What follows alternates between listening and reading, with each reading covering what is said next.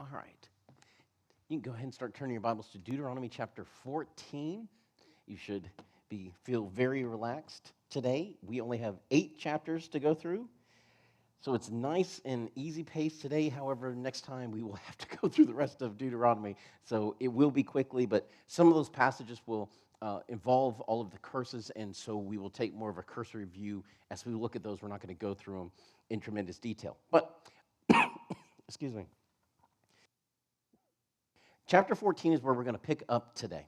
And as we start to look at this section, we are in this part of Deuteronomy that's looking at the more specific application of the law, the specific stipulations that God has for Israel. We already went through the general portions, really revolving around the 10 commandments. But as we go through the passages we're going to go through now, it is looking at how to keep the 10 commandments and the ideas and the principles within it. And the first one that it starts with is this one that has a prohibition against self-mutilation in order to honor the dead. This is verses 1 through 2. We understand that this is the context of these first couple of verses from passages like Jeremiah chapter 16, verse 6, that will cite these specific things. In Jeremiah 16, that cutting your beard in a certain way or cutting your flesh was a way of honoring the dead, of memorializing and even trying to appease the dead. And he says, you're not to be like the other people. And the reason why is in verse 2. Because the people of God were to be different from the world, especially in the trials of life. And there is no greater trial of life than this place here of mourning. And like 1 Thessalonians 4:13 for us, 1 Thessalonians 4:13 for us, we are not to mourn as those who have no hope. We are to trust the Lord in what he says, that when these people, they pass away in the Lord, and these are fellow Israelites who are bound under the covenant and have lived for the Lord, they're going to him to be in Abraham's bosom. So they should not deform their physical form in order to honor these people. He goes from there to food laws, and starting in verse 3. So he goes from the biggest thing that you can be encountering, the mourning for someone after their passing, down to the most routine things we do on a daily basis, and that's putting food into our mouths. So from the biggest to the smallest. And this passage becomes a repeat of Leviticus chapter 11, where he went through the food laws. And we have 3 main breakdowns here in verses 3 through 8. It's the land animals, 9 through 10. It's the fish and sea creatures, 11 through 20. It's the birds. But then it stops. Leviticus 11, we had more. We also had talking about the locust and the one you were allowed to eat. He just breaks it down into the main 3 groups right here. But verse 21 has a familiar verse. We've seen this particular prohibition several times. It's the repeat of the prohibition against the Canaanite ritual of boiling a baby goat in its mother's milk. And we have seen this several times, at least 3 times. I really should have counted as we went through it, but we keep seeing it. He says, do not do this, do not do this. And again, the idea for the Canaanites was doing this particular practice of boiling a baby in its mother's milk in order to manipulate the God they were trying to appease into doing something for them. And he goes, you can't manipulate me this way, and to even try to do it is abhorrent to me. God cannot be manipulated by such rituals. He goes from this idea of trying to manipulate God with stuff you give him. We're talking about tithing. Now, again, the flow is very interesting, talking about how we mourn to what it is that we put in our mouths, not using this particular ritual to try to manipulate God with the items that he has given us for food. And then he goes, but this is what I am asking of you. Verse 22 begins the moment, and it's a command. You shall surely. This is the command to the worshiper for Israel. You shall surely tithe from what is produced, from what is sown. Now, there is huge grace in this.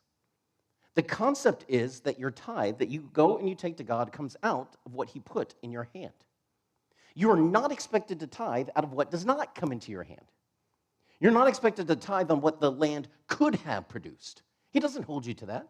When he brings into your life, he asks for a portion of that in order to show that your heart is for him.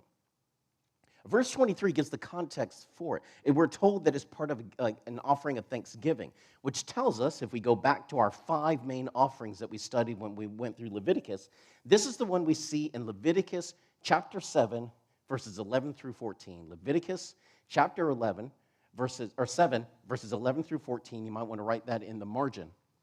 It is a peace offering offered by way of thanksgiving. If you recall, all the way back then, there were two particular peace offerings you could bring. You don't do it to get peace, you do it to celebrate the peace you have with God. So you would have a fellowship meal with God. The one for a specific instance of Thanksgiving was something you had to eat all on that day. The next day it was destroyed. For the other one, where you just wanted to be with God because you love Him, could go over a couple of days. This is the peace offering that's offered by way of thanksgiving. And therefore, the worshiper who is breathing this tithe now to God, we're like, oh, God just wants his money. No, he doesn't. What the worshiper is going to do is they're going to bring this offering to the Lord, and they're going to eat a part of that offering. It's going to be a meal that they themselves will enjoy, and it shows the completeness of the message that God was declaring to the worshiper through the function of the tithes. One is, everything we have comes to God, comes from God. It belongs to Him anyway. Two, God alone, not the work of our hands, is the source of our provision. Three, God receives the first and the best of what we are, not the leftovers. That's Numbers chapter 18. Four, His desire is not for our stuff, but for our hearts, which is why the offering that you bring is a fellowship offering. It's not completely burned up in the flames, and it's not all given over to the priest. Instead, you bring it before the Lord, and then you enjoy it there with Him together. And if we will trust Him with both our stuff and our hearts, God will use that stuff to bless our hearts. The bottom line is, God does not need our money. He is not a pauper, but He wants and He demands our hearts. And He understands what Jesus says in Luke chapter 12, verse 34, Luke 12, 34, that where our treasure is, there our hearts will be also. In verse 24, inside this idea of tithes, He says, you have to travel to wherever I'm at. However, I do understand that the obligation to travel to wherever the tabernacle is, that's verse 23 is where He chooses His name, so that'll be where the tabernacle is. He goes, I understand when we get to the place where we're going, some of you are going to be so far away from the tabernacle, it's going to be hard for you to carry all that stuff or bring that animal all the way down to where I'm at. So this is what you're going to do. Whatever that first thing is that you want to bring to the Lord, go sell it. Take that money. Come down to be with me. And then you get to use that money to buy whatever it is that you want to eat, whatever it is that you want to share with me. And then we're going to have this fellowship meal. You even get to pick the menu, and we will have this time together. He didn't want the tithe to be a burden, but He wanted that time with us. Verses 27 through 29, He says, do not neglect the Levites. The reason why this is connected to the idea of the tithes is that the priests were to be provided for out of the tithes. The Levites were supported by the tithes and offerings of the people because God chose in His wisdom not to give them an inheritance in the land. Remember, all they're going to get is some like 46 or 48 cities. I can't remember off the top of my head. And the cities are about a half mile by a half mile square and a little bit of pasture land outside. There's not much. When that city starts to get bigger and bigger, making a buck is going to get harder and harder.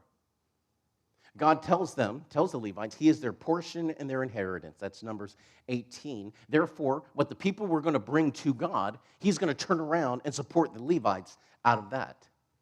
In turn, the Levites were to turn around and be a blessing and a godly influence to the nation. They're not freeloaders. We'll see this again in a second. As part of this heart of God, talking about the tithes, He says, but every third year, you're not going to bring the tithe to me.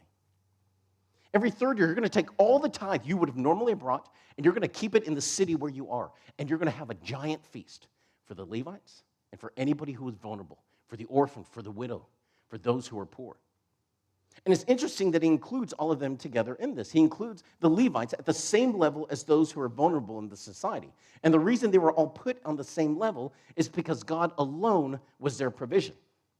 It's a reminder to both the people and to the Levites of what their source was. We go from this idea of taking care of the poor now to what to do about those who are in poor and have debts in the Sabbath year.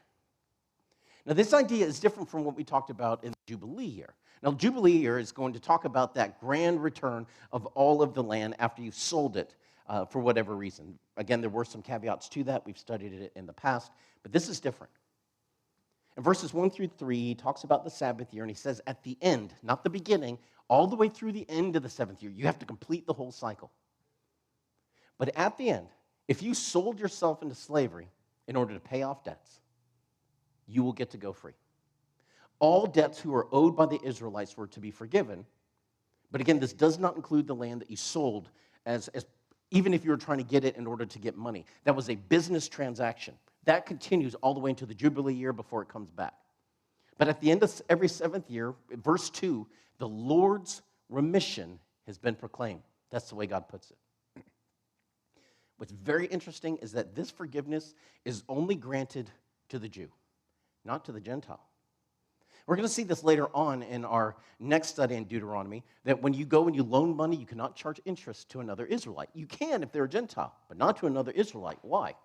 Because this kind of grace and this kind of forgiveness is based on a relationship with God. Not because of your ethnic purity, but because the Israelites were the people of God, and therefore, as the people of God, they got to enjoy this relationship and this forgiveness from God. But then he tells them this, verses 4 through 6. Really pay attention to it for a minute. If you will only obey, only listen to the Lord, that's verse 5, you will not have any poor, verse 4. You will not have any poor in your land. Even though I'm telling you, you're going to forgive debts every 7 years, you're not going to have any poor if you will only listen to me. For obedience to the Lord will be accompanied by overwhelming blessing. And I can't imagine how heartbreaking this section is when we realize what could have been. If only they had been obedient to God. And it adds such weight and clarity to what Jesus says in Matthew 26, verse 11, when he tells the disciples, after they're all mad because Mary pours out the costly perfume upon Jesus. And he goes, the poor you will have always. They're people of the covenant. But even as he says these words to them right now, he knows they're not going to listen. They're not going to do what it is that he's asked them to do. If only they had, there'd be no poor, but because he knows they will never listen, the poor you will have always.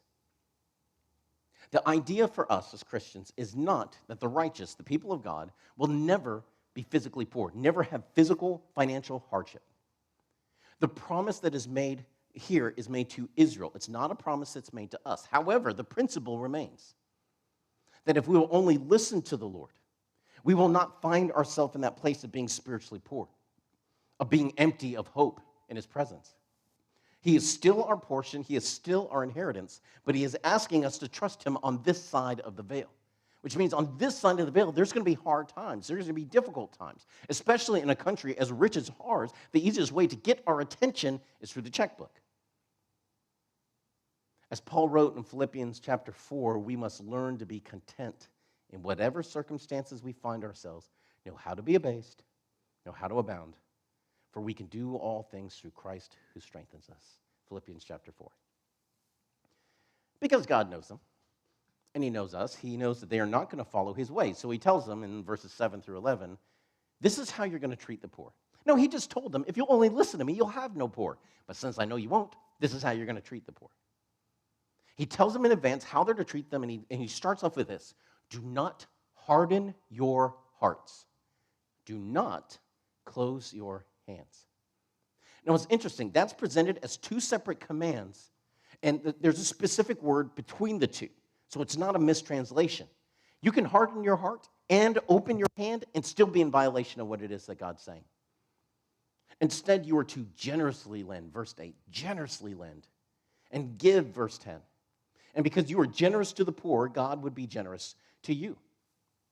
This is an application of Matthew chapter 7, verse 2, that the measure you use will be used against you. And if you are generous to those in need, I will be generous to you, who is always in need. Verse 12 through 15, this is a beautiful one. When you release a fellow Hebrew from the 7 years of indentured service, you're not just to kick him out of the house and go, be on your way. You are to send them away and give to him liberally from your goods. Not from the church's good, not from the temple's goods, not from the city's goods. From your personal good, when you release him in that 7th year, you are to give to him generously, verse 14. You are to bless him the way that God blessed you. And how did God bless them? by bringing them out of slavery, so they're coming out of slavery, by blessing them with the land and goods that they did not earn. That's part of what he tells them. When you go into a land filled with houses that you did not build, and eat from fields that you did not plant, and eat from trees that you didn't plant either, remember that I am the Lord. Because I did that for you, you do that for them. You are to give to them generously, and this will essentially jumpstart their life moving forward. It's a beautiful thing. After this, we have the rules for the bondservant. We talked about that at length in Exodus chapter 21. In verse 18, again, another reminder, do not release your fellow Israelite with a hard heart, for they have served you well. Now, this becomes an obligation on both the servant and the master. The master is to treat the servant well. He's your fellow countryman. So you don't treat him like a slave, you treat him like a hired servant. But Israelite who's serving, you need to serve your fellow Israelite with twice as hard labor, twice as much work, and you're going to do so well and be such a blessing to him that when he lets you go, he's going to let you go with joy because you have been so good with him. And of course, Joseph is the perfect picture of this kind of service. In the end of the chapter 15, there's rules for firstborn animals, what to do if the firstborn animal is not suitable to be sacrificed. And on this idea of sacrifices that are worthy, it now jumps us into the 3 mandatory feasts for Israel that all males had to attend. Now, we went through the study of all the different feasts. We saw it in Leviticus. We talked on it again in Numbers. So we're not going to go through those details. However, we are going to touch on each one. But this is the caveat to be said at the beginning of it. There are 3 feasts on the Jewish calendar where every male in the nation was to appear before the Lord. The males are required, not necessarily the ladies, for a couple of reasons, one of which is if they had young, then they wouldn't be able to travel, so they were freed from this obligation. But the second thing is that it showed that this is the leadership of the entire nation. They would all appear before the Lord to celebrate in the place where the tabernacle and the temple were located. But these 3 feasts communicate essential, foundational lessons to the people of God. Passover. Everything began when he brought us out of slavery. Feast of Weeks, that was celebrated when the final harvest had come in. It shows the fullness of everything that was going in, that God alone is the fullness of everything that we need. Feast of Tabernacles. When we were lost in the wilderness, God was with us. That's the 3 lessons. Now here's the lessons to us as Christians. Passover, which corresponds with Resurrection Sunday, for us, everything began when God brought us out of sin. Feast of Weeks, which we call Pentecost, God alone is the fullness of everything that we need. And the Feast of Tabernacles tells us that from this day until eternity, God is always with us. He is in our very midst. This is one of those places where we can really see that even though the law doesn't apply to us in these ways, the principles, the ideas within the law, they speak to us even now. They are so nourishing for us. We don't go, well, that's Old Testament stuff. It doesn't apply. It applies. It totally applies. From here, he goes into the details of it. So verses 1 through 8 is Passover. It includes the Feast of Unleavened Bread, but it's only called Passover here. Right? So the entire moment is put through the lens of the Passover, verse 3, so that they remember you came out of the land of Egypt. As we've seen with other sacrifices and acts of worship, they are not to celebrate this at their own home. You are going to do this at the place of the Lord's choosing. So again, worship has this idea throughout all of it. You don't dictate worship. I dictate worship because I am the Lord. And what I ask of you, you do. Why? Because you're the one worshiping. 9 through 12, we have the Feast of Weeks and Pentecost. Verse 11, this is a one-day feast, if you remember. And he says, you make it such a way that everyone in the nation can celebrate. Make it so all within Israel can rejoice during this day. So it's not just the men, but everyone else has to stay home and work. It confirms this idea. We'll see this later on when we talk about escaped slaves from other areas that make it to Israel. He goes, you don't send them back. You don't send them back to your masters. Instead, you find a place for them to belong, not as slaves, but as fellow Israelites within your land. It's going to make Israel the slave haven of the entire world. And it has this idea here. This confirms that those who come from the outside and come to the inside were to find a place to belong and be close to the Lord. So he says it's not just the men, it's not just the leader of the households, But your sons, your daughters, your manservant, your womanservant, even down to your animals, everyone gets to rejoice this day. Because this is what we're doing. We're celebrating that the labor of our hands is not enough. God himself is what supports us. Verses 3 through 15, we had the third mandatory feast is the Feast of Booths or Feast of Tabernacles, depending on your translation. It only talks about the 7 days of rejoicing, but we know from our study that there's 8 days in the Feast of Tabernacles. But it builds this difference between the two. The first 7 days are days of joy. We're out there, we're camping, we're out here remembering how God sustained us. But on the last day, we went back inside, and it was a solemn day. It was a day of remembrance. It's a beautiful image for us there, too. All right, so these are the 3 required feasts, verses 16 through 17. All the males representing the leadership of the nation were to appear before the Lord. It was not a matter if they felt like it or if it was convenient. It was an expectation of faithfulness. You don't get to dictate these terms. You don't decide to tell me how you're going to worship me. I demand your heart. I demand all of you. Why? Because I bought all of you at the cross. And because of that, the only way that I can give you the fullness of who I am, if you would only listen to my laws, you would have no poor. If you would just listen to what it is that I'm saying, you would receive the fullness of the blessings that I want to give to you. All right, now we're starting an arc from here. It's going to seem a little odd, but trust me on it. Because we go from, on the previous chapter, talking about proper offerings, then to these 3 mandatory sacrifices, and then he seems to just turn out of the nowhere and starts talking about legal matters and do not pervert justice. He does this for a purpose. He says, you're going to come to me in worship.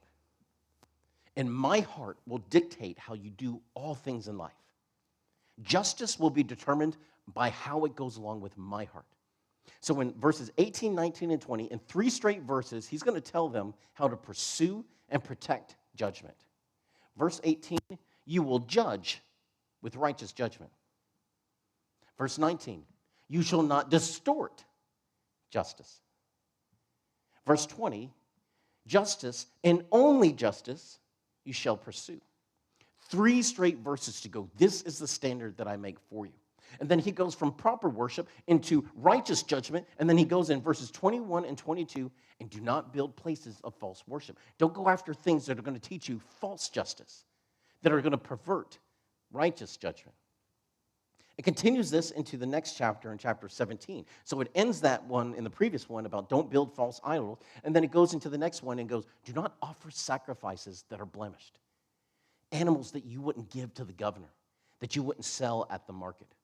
Don't save the worst for me. Verses 2 through 7 have the consequences for those who have gone to serve other gods. So not only are they bringing improper sacrifices to the Lord, but they're just flat out going and giving now their best to something else. And he says if they go to serve other gods, here's the punishment, verse 5, stoning. But you're not going to get to do this whenever you want. Verse 6 gives the role.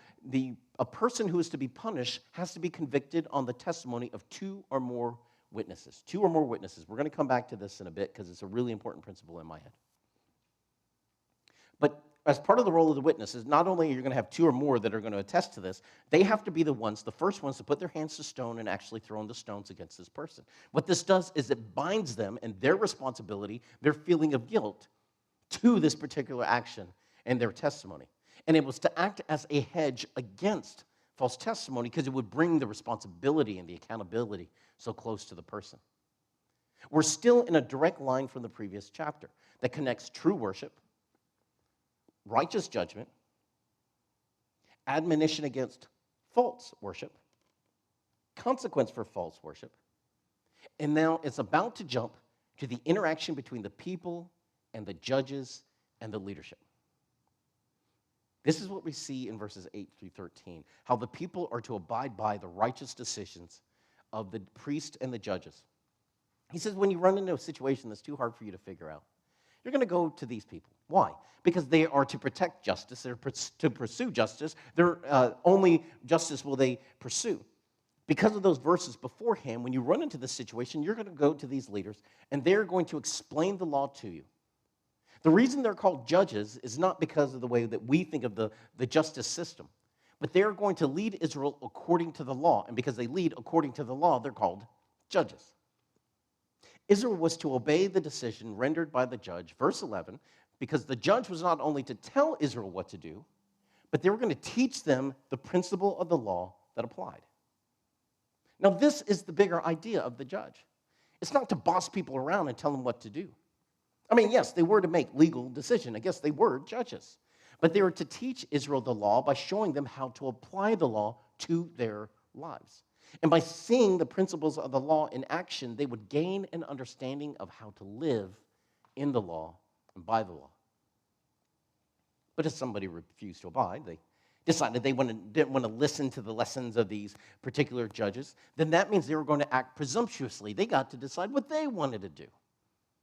Remember what it is that happened to Moses when he decided, well, maybe I don't have to listen to God that closely. I'm not going to talk to the rock. Instead, I'm going to get out some of my axe and start striking the rock. What happens to him? He has to die on the east side of the Jordan. He doesn't get to lead the people into the promised land. And the idea here is that if you decide on your own to act presumptuously, kind of the way that Moses did, what makes you think I'm going to be easier on you than I was on him? Again, the punishment is an execution. The assumption is that there was a righteous judgment in accordance with the law of God that was given, and they decided they wanted to do their own thing.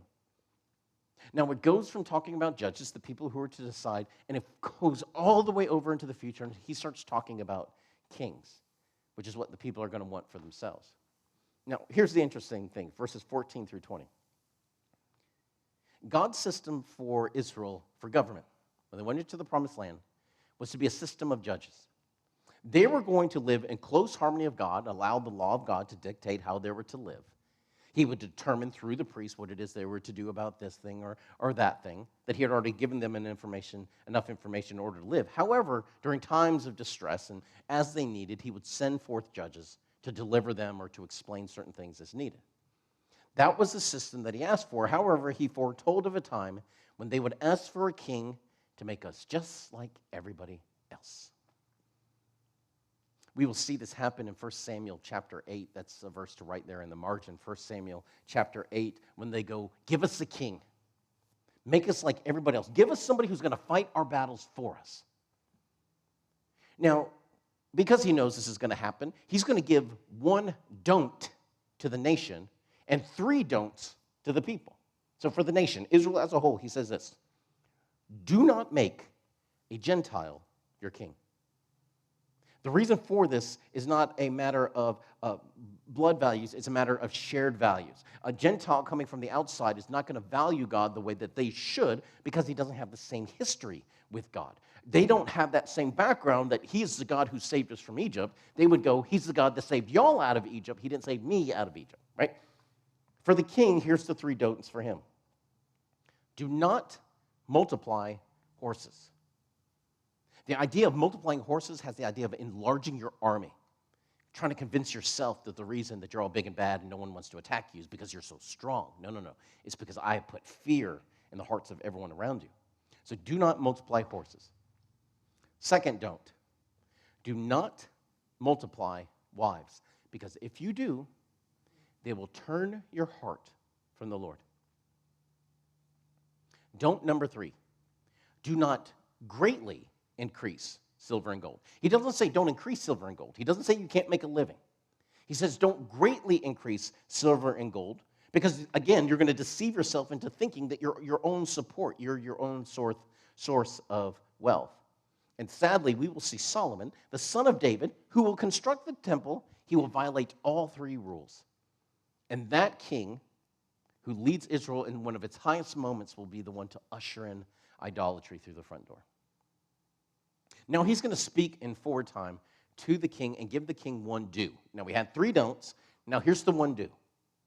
In order to protect yourself from the 3 don'ts, what you're going to do is you're going to make a copy of the law as soon as you become king. As soon as you go and you sit down on your throne, this is what you're going to do. You're going to sit there with a copy of the book of Deuteronomy, and you're going to copy it all by hand. You're going to have priests and scribes there making sure you're doing it. You're not trying to do shorthand and cut out parts that you don't like. You're going to copy down the entire thing, and you're going to read it, verse 19, all the days of your life. And by reading this law and hiding its words in your heart, it will teach you how to live. This is the brilliance of the book of Deuteronomy. And we will see it applied by Jesus in the temptation in the wilderness when he responds to all 3 recorded temptations using quotations from the book of Deuteronomy. Because this is how Jesus handled temptation, and we're to be conformed to the image of Christ, right? Romans chapter 8. This is how we're to handle temptations. By hiding the word of God in our hearts that we might not sin against him, Psalm 119. Chapter 18. We see again the Levitical priests are to be supported from the tithes of the people.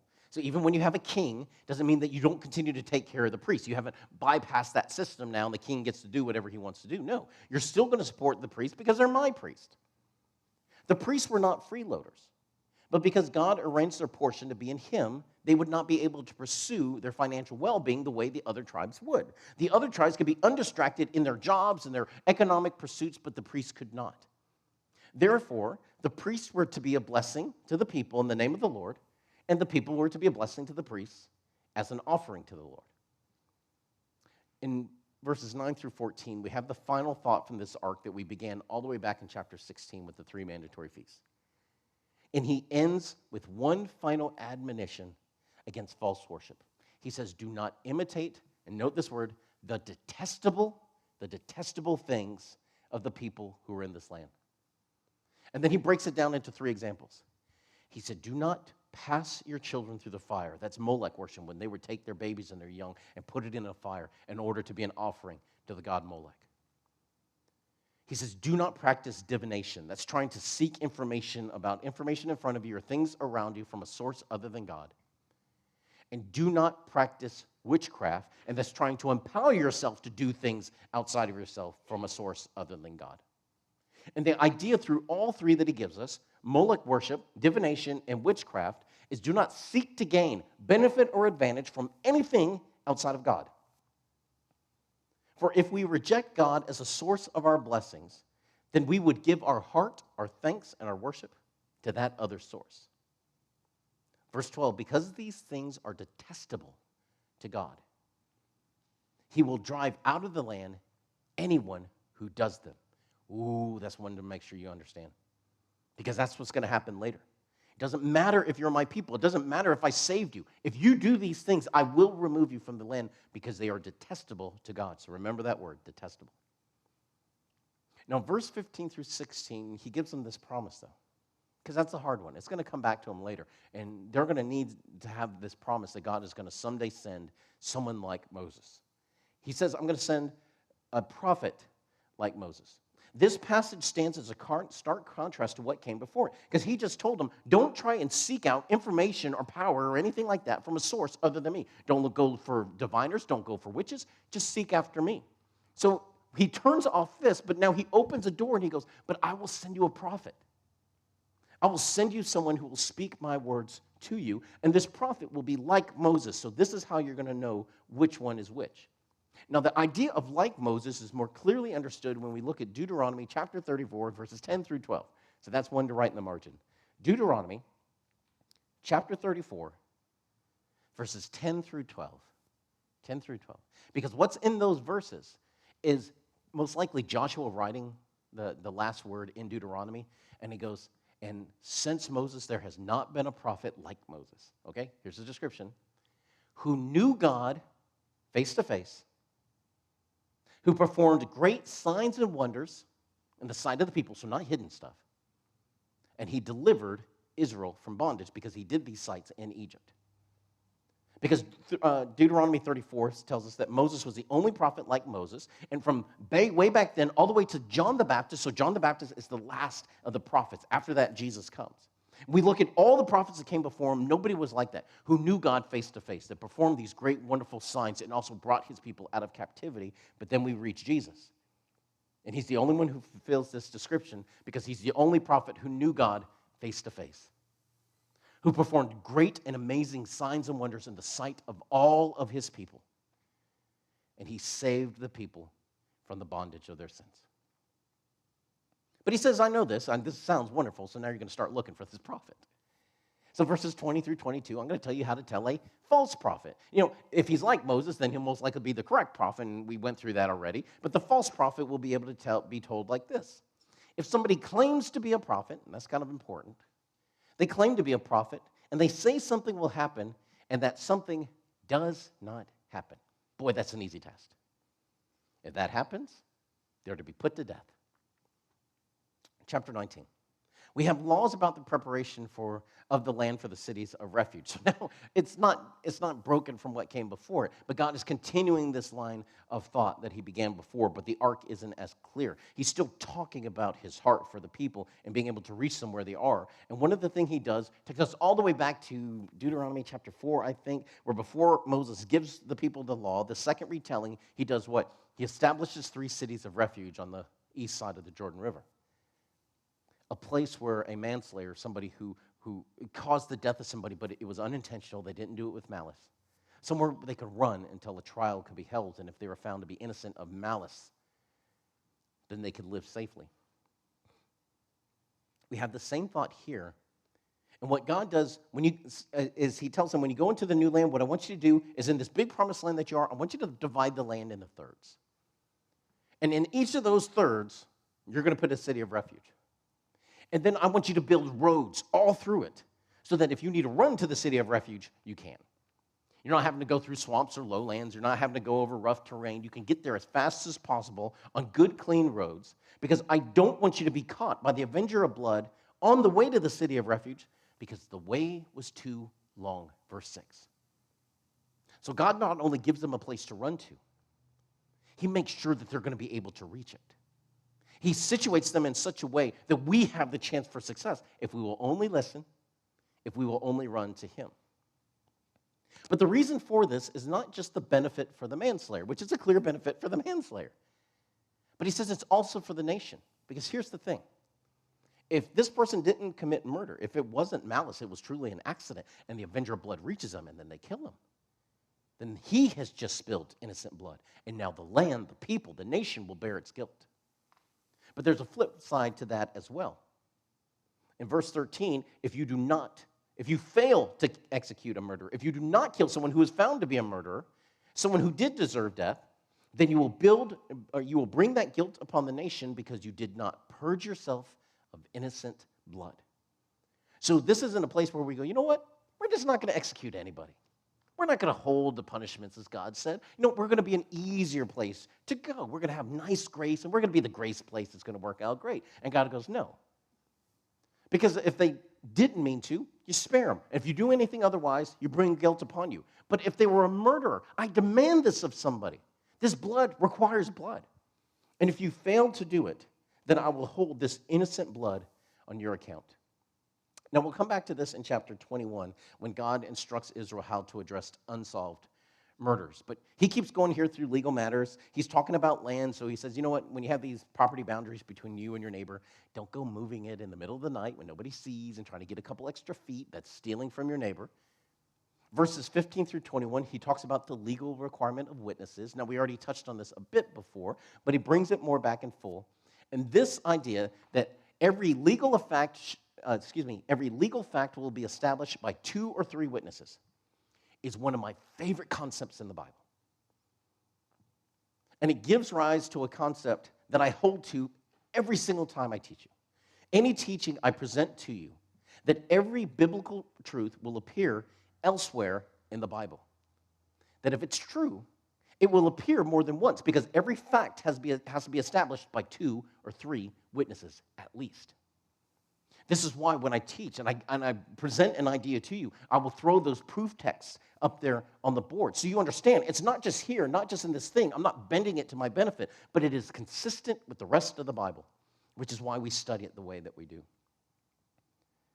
If a person is found to be a false witness, verse 19, then they are to have done to them the punishment they tried to have done to their fellow Israelite. Now, this is a great concept. It's one of those things that it'd be great if it was in our legal system now. If there was a loser pay system where you could be punished for the frivolous lawsuits that you issued to someone else, God had the system here. Chapter 21. This is the laws regarding war. 20. Thank you. Chapter 20. This is the laws regarding war. Okay? Rule number 1 of warfare. It's not tactics. It's not logistics. It's not uniforms. The rule number 1 of warfare is this: do not be afraid, for the Lord goes with you, and he fights for you. Verses 3 through 4. That's where it all starts.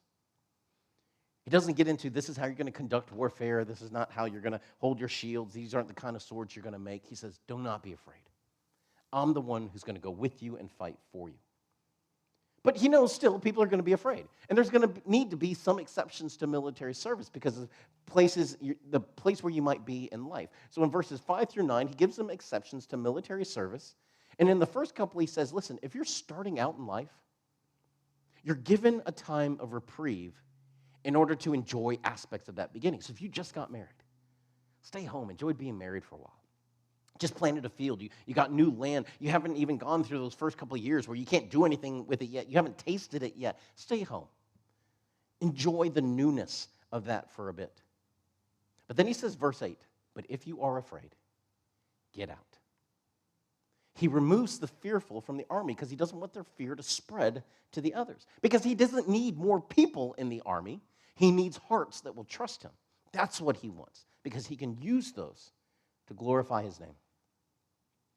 Now, here's some of the context. We've hinted at this before in other studies, but how to interact with cities that are far away and cities that are close. Verses 10 through 11 are cities that are far away. And because they're far away, the understanding is that they are outside of the boundaries, the borders of the promised land. So these are not cities inside, because if they were inside, they wouldn't be far away. But he says, if you approach a city outside of the promised land, this is clarified in verse 15 and 16, they want to make peace with you, then you can do so, because they're outside of the promised land. And what they will do is they will enter into a relationship of labor with you. Now, this isn't slaves, but in place of a tribute, because now they are going to be like your vassal kingdom, as it were. So normally they would give some kind of payment or food or something like that to the conquering king. He says, this is what you're going to do. Instead of money, they're going to help you out. If you have a project that needs to be done, guess who you're bugging first? You're going to ask them for their labor, and they're going to give it, and this will act in place of tribute as the need arose. But if they refuse, verse 12 through 15, all the males are to be killed. But the women, the children, and the animals are all to be spared. This is verses 12 through 15. They're going to come and be integrated into Israel through the various families. Now, verse 16 through 18, no peace treaty was offered to people in cities that were within the borders of the promised land. Remember what he talked about all those times ago. I'm going to drive them out. You're not to allow them to remain. No pity in your heart is to be for them, because if you allow them to remain in the land and be unrepentant, they're going to lead you in sin. Cities that are in the promised land, this indicates people who refuse to repent and refuse to leave. If they leave before the coming of Israel, they're not under any obligation to pursue them. This is why the command to cut down is built around the ideas of cities. It is these people in the land going, we're not leaving, and we're not changing. So I don't know what you're going to do with us. And God goes, well, this is what you're going to do with those who refuse to leave and refuse to repent.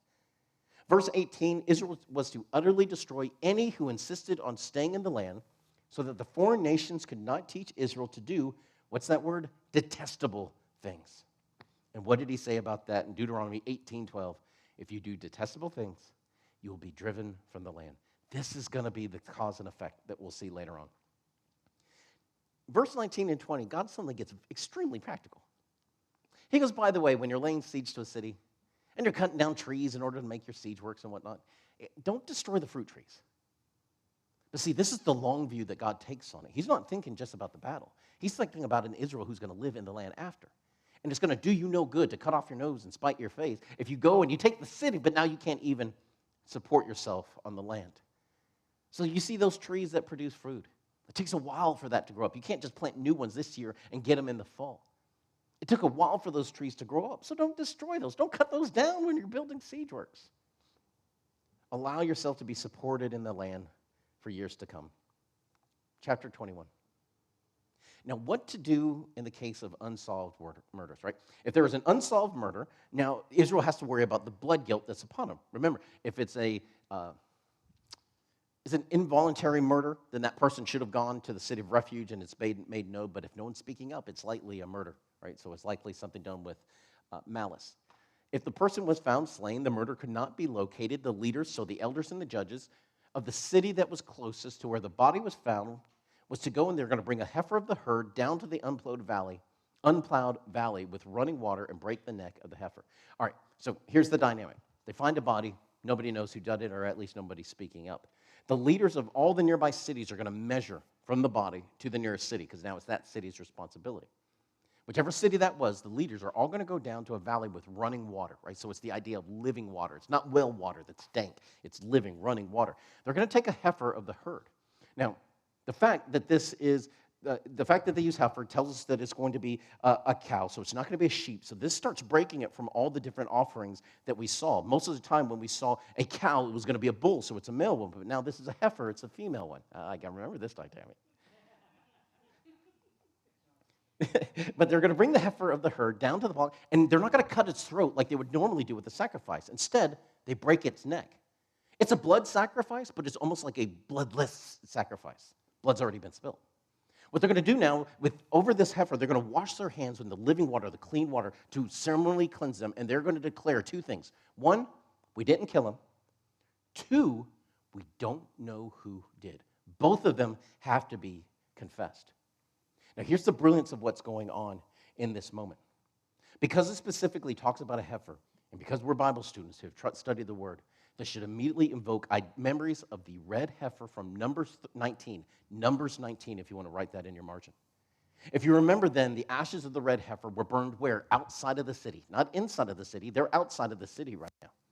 It's to be burned up, and then the ashes of that could be mixed with living water, and it could then be used to cleanse things that were ceremonially unclean, especially something that was made ceremonially unclean by death. And that's what's going on here. It is the connection back to the red heifer from Numbers 19, so that they can purify the closest city from the blood guilt of the slain person. In verses 10 through 14, he comes back to battle again. He says, if you're in a battle and a soldier sees a woman among the captives, those who have been taken from the city, so the men have all been killed, and he wishes to marry her, he doesn't get to take her the way that armies take women from around the world, where they're just things to them, they take them, they rape them, and they cast them away. He goes, you don't get to do that, because you're going to be different. So if you want to be with her, you have to marry her. But she needs an opportunity to mourn what it is that she has lost. She's going to get 30 days to mourn her family. She's going to shave her head and her nails to reflect that the old life was gone and the beginning of the new life. Now, this is not to honor the dead from Deuteronomy 14, but this is closer to what we see in the Nazirite vow, that after your vow, you cut off the hair and you burn it, and that's part of the offering. So this is that old life is gone, and now she's starting in something new. If, for some reason, after he marries her, after he has gone into her, the soldier decides he doesn't like her, you don't get to treat her like a slave. Why? Because she has been brought into Israel, and now she has been elevated. She's not a slave. She's not a captive. You don't get to treat her like a thing. Instead, you get to let her live anywhere she wants to live. She gets to go anywhere she wants to go. She is neither a slave nor a captive. In verses 15 through 17, it starts talking about inheritance rights for the firstborn child are protected. So think about Jacob with Rachel and Leah. Rachel was his favorite, but Leah had the firstborn. So God goes, no, just because you like these kids more and their mom more, you don't get to give them all this stuff. The firstborn right is going to come through the mother that had the first child, so it protects that. So it kind of connects to the idea that we just came before. Let's see, verses 18 through 21, if a couple has a rebellious son. So this isn't a kid with teenage angst. This is a young man who has become a societal danger. He goes, if they will not listen, they will not listen to the parents, then they were to be seized by the elders of the city, the men of the city, and to be stoned by the leaders. Now, because the leaders of the city were men, it conveys the idea that the men of the city had a God-given responsibility to raise up boys to be men. Now, this is not socially acceptable to say in our day and age. But I have seen enough one-parent homes to understand this truth. The bottom line is, a mom, as much as she loves that boy, cannot teach a boy to be a man. Only another man can teach a boy to be a man. And only another man can tell a boy when he is a man. Which is why if the dad is not in the picture, it robs the sons of something that nobody else can give, and they will spend years of their life seeking that approval from somebody. Verses 21 through 23, we come to this last portion that we're studying. A person hanged on a tree is cursed. Now, it feels like it comes out of nowhere, all right, but it doesn't. It's for a purpose. The Israelites did not use hanging or crucifixion as a method of the death penalty, but like most cultures at the time, after somebody was executed, what they would do is they would post that body up so everyone could see this is the consequence of violating these particular crimes. Most cultures did this for two reasons. One was to lift him up so everyone could see, but the other idea is this, and it's an ancient one. The idea is that the person could not be put in contact with the ground because if they did, it would defile the ground. So it's almost like the ground was rejecting them and lifting them up and says, I don't even want to touch them. Don't put them down on me. So they were lifted up and their body would just rot to pieces. We have repeated this concept multiple times so far in the Old Testament, that the ground acts as this witness against the nation, that it will expel them and vomit them out to reject them. Here, that it will be defiled by them. But the idea is not that the earth itself is a living being.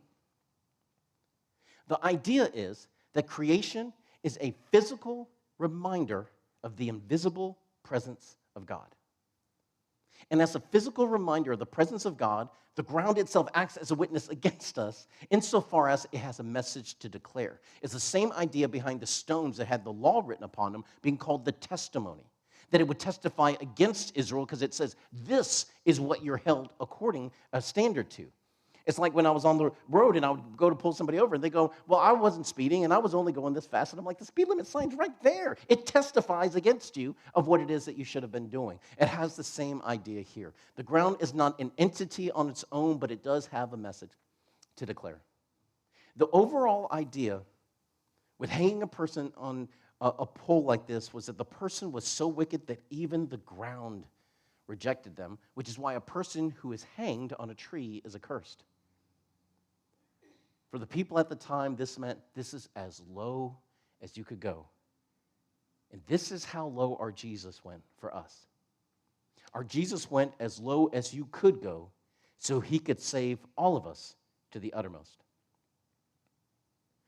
It ends this way. The body of the person cannot hang all day and all night. They were to be buried on the same day.